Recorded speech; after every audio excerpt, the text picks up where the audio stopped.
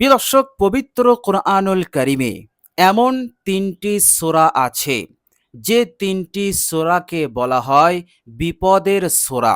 এর মতলব হচ্ছে যে বিপদের সময় এই সূরাগুলো পাঠ করলে সেই বান্দা সেই বান্দি দ্রুত বিপদ মুসিবত হতে রক্ষা পায়।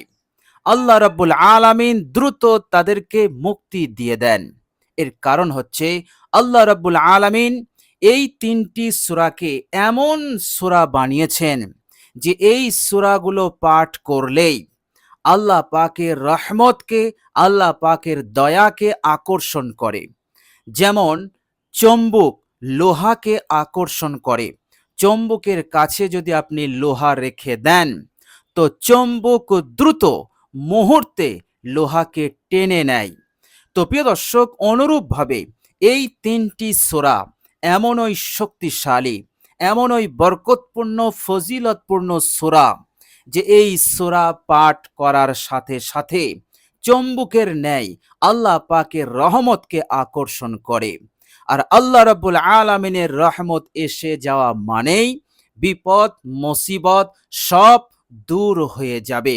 সেই বিপদ মুসিবত যত কঠিনই হোক না কেন, সে আর টিকে থাকতে পারে না। প্রবল ঝড়ে, ঘূর্ণিঝড়ে আপনার প্রদীপ আপনি কতক্ষণ জ্বালিয়ে রাখতে পারবেন? মুহূর্তে আপনার প্রদীপ নিভতে বাধ্য। অনুরূপভাবে যখন আল্লাহ পাক রহমত নাজিল করে দেন, যখন আল্লাহ পাকের সাহায্য আসে, তখন বিপদের আর সাধ্য থাকে না টিকে থাকা। মুহূর্তে সে দূর হয়ে যায়, নিভে যায়। বলুন সুবহানাল্লাহ। প্রিয় দর্শক, এই জন্য পবিত্র কোরআনুল কারিমে ১১৪টি সূরা আছে, কিন্তু বিশ্বনবী সাল্লাল্লাহু আলাইহি ওয়াসাল্লাম তিনি তিনার জীবনেতে, অর্থাৎ তিনি তিনার জীবদ্দশাতে সবচাইতে বেশি এই ৩টি সূরা তিনি তেলাওয়াত করেছেন। বলুন সুবহানাল্লাহ। তো প্রিয় দর্শক, খুবই মূল্যবান, অসাধারণ এই ৩টি সূরা। প্রিয় দর্শক, হাদিস শরীফের মধ্যে এসেছে বিশ্বনবী সাল্লাল্লাহু আলাইহি ওয়াসাল্লাম তিনি এক সময়, অর্থাৎ ভোর বেলায় তিনি ফজরের নামাজ না পড়িয়ে তিনি অন্য কোথাও চলে গিয়েছিলেন। প্রিয় দর্শক, এমন সময় সাহাবায়ে কেরাম ফজরের সময় বিশ্বনবী সাল্লাল্লাহু আলাইহি সাল্লামকে দেখতে না পেয়ে তিনারা চিন্তার মধ্যে পড়ে গিয়েছিলেন যে নবীজি কোথায় গেলেন। এমন তো হয়নি যে কাফেররা আমার নবীকে তারা অ্যারেস্ট করেছে, তারা কিডন্যাপ করে নিয়ে গেছে, না জানি আমার নবীকে তারা কত অত্যাচার করছে, কত জুলুম করছে, কত কষ্ট দিচ্ছে। এই রকম নানান চিন্তা মাথায় আসছে সাহাবাদের। প্রিয় দর্শক, সাহাবারা স্থির থাকতে না পেরে তেনারা খোঁজাখুঁজি আরম্ভ করে দিলেন। প্রিয় দর্শক, এরই মাঝে বিরাট দুর্যোগ শুরু হয়ে গেল।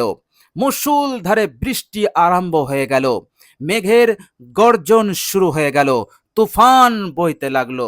সাহাবাই কেরাম রিজওয়ানুল্লাহি আজমাইন গণেরা এই দুর্যোগকে সামনে রেখে তেনারা ভিজতে ভিজতে এই কঠিন বিপদে বিশ্বনবী সাল্লাল্লাহু আলাইহি সাল্লামকে খুঁজতে লাগলেন। কোথায় গেলেন আমাদের পিয়ারা নবী? প্রিয় দর্শক, খুঁজতে খুঁজতে খুঁজতে একটি জায়গায় রাসূলুল্লাহ সাল্লাল্লাহু আলাইহি ওয়াসাল্লামের সঙ্গে তাদের সাক্ষাৎ হয়ে গেল। সাহাবায়ে কেরাম রাসূলুল্লাহ সাল্লাল্লাহু আলাইহি সাল্লামকে স্বচক্ষে দেখতে পেলেন। এরপর সাহাবায়ে কেরামদের অস্থিরতা দূর হয়ে গেল।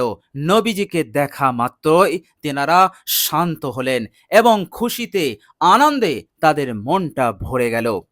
রাসূলুল্লাহ সাল্লাল্লাহু আলাইহি সাল্লাম সাহাবাদেরকে দেখে বললেন যে, হে আমার সাহাবারা, কুল পড়ো। সাহাবায়ে কেরাম রিজওয়ানুল্লাহি আজমাইনরা বললেন, ইয়া রাসূলুল্লাহ, আমরা কি পড়ব? প্রিয় দর্শক, সাহাবায়ে কেরামরা বুঝতে পারছিলেন না যে আল্লাহর নবী সাল্লাল্লাহু আলাইহি সাল্লাম আমাদেরকে কি পড়তে বলছেন। তিনি তো শুধু আমাদেরকে পড়তে বলছেন, কিন্তু কি পড়তে বলছেন এটা তিনি বলছেন না। প্রিয় দর্শক, সত্যই আল্লাহর নবী সাল্লাল্লাহু আলাইহি সাল্লাম পড়তে বলছেন, কিন্তু কি পড়বেন সেটা বলছেন না। এর পিছনে কারণ হচ্ছে যে রাসূলুল্লাহ সাল্লাল্লাহু আলাইহি সাল্লাম সাহাবাদের মনে এই জিনিসটা, যে জিনিসটা উনি বলবেন সেটার প্রতি আগ্রহ সৃষ্টি করার জন্য, গুরুত্ব মহত্ব যাতে তাদের অন্তরে আরো বৃদ্ধি পায়, এটাকে তৈরি করার জন্য, সৃষ্টি করার জন্য আল্লাহর নবী সাল্লাল্লাহু আলাইহি সাল্লাম প্রথমে বলছেন কুল, পড়ো, কিন্তু কি পড়বে সেটা তিনি বলছেন না। প্রিয় দর্শক, আল্লাহর নবী সাল্লাল্লাহু আলাইহি সাল্লাম আবার রিপিট করলেন, কুল, হে আমার সাহাবারা পড়ো। সাহাবারা বললেন, ইয়া রাসূলুল্লাহ, আমরা কি পড়ব? আল্লাহর নবী সাল্লাল্লাহু আলাইহি সাল্লাম এবারও বললেন না। তিনবারে আবার আল্লাহর নবী সাল্লাল্লাহু আলাইহি সাল্লাম বললেন, হে আমার সাহাবারা, কুল, পড়ো। সাহাবারা বললেন, ইয়া রাসূলুল্লাহ, আমরা কি পড়ব? আল্লাহর নবী সাল্লাল্লাহু আলাইহি সাল্লাম বললেন, কুল, তোমরা পড়ো, কুল হুয়াল্লাহু আহাদ, আল্লাহুস সামাদ, লাম ইয়ালিদ ওয়ালাম ইউলাদ ওয়ালাম ইয়াকুল লাহু কুফুয়ান আহাদ।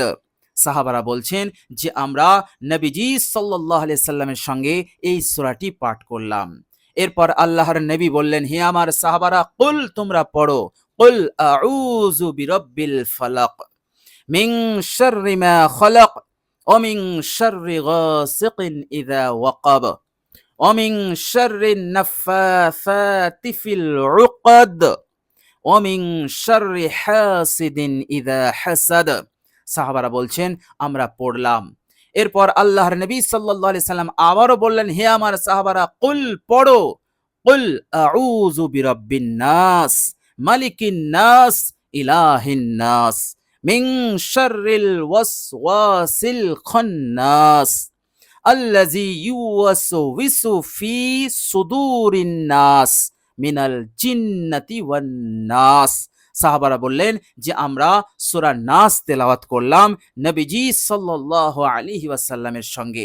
এরপর সাহাবারা বলছেন যে আমরা অবাক হয়ে গেলাম যখনই আমাদের এই তিনটি সূরা তেলাওয়াত শেষ হলো, সাথে সাথে দুর্যোগ কেটে গেল, মুষলধারে বৃষ্টি হচ্ছিল, বন্ধ হয়ে গেল, তুফান বন্ধ হয়ে গেল, মেঘের গর্জন বন্ধ হয়ে গেল, একেবারে পরিবেশ স্বচ্ছ হয়ে গেল, পরিষ্কার হয়ে গেল। বলুন সুবহানাল্লাহ। প্রিয় দর্শক, বিশ্বনবী সাল্লাল্লাহু আলাইহি ওয়াসাল্লাম এরপরে সাহাবাদেরকে বললেন, হে আমার সাহাবারা, বিপদে আপদে মুসিবতে তোমরা এই তিনটি সূরার মাধ্যমে আল্লাহ রাব্বুল আলামিনের কাছে সাহায্য চাইবে। অর্থাৎ শুধুমাত্র এই তিনটি সূরা ইখলাসের সহিত, আন্তরিকতার সহিত তোমরা পাঠ করবে। পাঠ করলেই বিপদের সাধ্য নেই তাদের কাছে টিকে থাকা। বিপদ যত বড়ই হোক, যত কঠিনই হোক, দ্রুত দূর হয়ে যাবে। যেমন কঠিন দুর্যোগ দ্রুত কেটে গিয়েছিল, অনুরূপভাবে ওই রকম যে কোনো বিপদ আপনার জিন্দেগি হতে কেটে যাবে, দূর হয়ে যাবে, যদি আপনি এই তিনটি সূরা পাঠ করেন। বলুন সুবহানাল্লাহ। প্রিয় দর্শক, এরপর থেকে সাহাবায়ে কেরাম রিজওয়ানুল্লাহি আজমাইন গণেরা যখনই কোনো কঠিন সংকটময় পরিস্থিতির সম্মুখীন হতেন, বিপদের সম্মুখীন হতেন, চাই সেই বিপদ যত বড়ই হোক, কঠিনই হোক, তেনারা এই তিনটি সূরা তেলাওয়াত শুরু করে দিতেন। আল্লাহ রাব্বুল আলামিন দ্রুত সেই পাহাড় সমান বিপদকে দূর করে দেবেন। বলুন সুবহানাল্লাহ। তো প্রিয় দর্শক, এই তিনটি সূরা খুবই মূল্যবান, অসাধারণ এই তিনটি সূরা। তো প্রিয় দর্শক, আমরা সকলেই চেষ্টা করব এই তিনটি সূরার ওপর আমল করার। ইনশাআল্লাহ ভালো থাকবেন, সুস্থ থাকবেন। আল্লাহ রাব্বুল আলামিন আপনাদেরকে সুখে শান্তিতে রাখবেন ইনশাআল্লাহ। কঠিন থেকে কঠিন বিপদ মুসিবত হতে আপনাদেরকে হেফাজতে রেখে দেবেন ইনশাআল্লাহ। তো প্রিয় দর্শক, আল্লাহ রাব্বুল আলামিনের কাছে দোয়া করি আল্লাহ রাব্বুল আলামিন যেন আমাদেরকে আমলের সঙ্গে, দোয়ার সঙ্গে সম্পর্ক রাখার তৌফিক দান করেন। প্রিয় দর্শক, ভিডিওটি এ পর্যন্ত দেখার জন্য আল্লাহ রাব্বুল আলামিনের কাছে দোয়া করি আল্লাহ রাব্বুল আলামিন যেন আমাদেরকে হার সমস্যা হতে মুক্তি দেন, মনের নেক আশা আকাঙ্ক্ষা যেন দ্রুত পূরণ করে দেন, ইহকাল এবং পরকালে আমাদের সকলকে যেন কামিয়াবি দান করেন। সকলে বলি আমিন। প্রিয় দর্শক, কমেন্ট বক্সে একবার আমিন লিখে দেবেন। আজ এ পর্যন্তই। সকলে ভালো থাকবেন, সুস্থ থাকবেন। ভিডিওটি ভালো লাগলে একটি লাইক এবং শেয়ার করে দেবেন। প্রিয় দর্শক, শেষে আমার আন্তরিক সালাম নেবেন। আসসালামু আলাইকুম ওয়া রাহমাতুল্লাহি ওয়া বারাকাতুহু।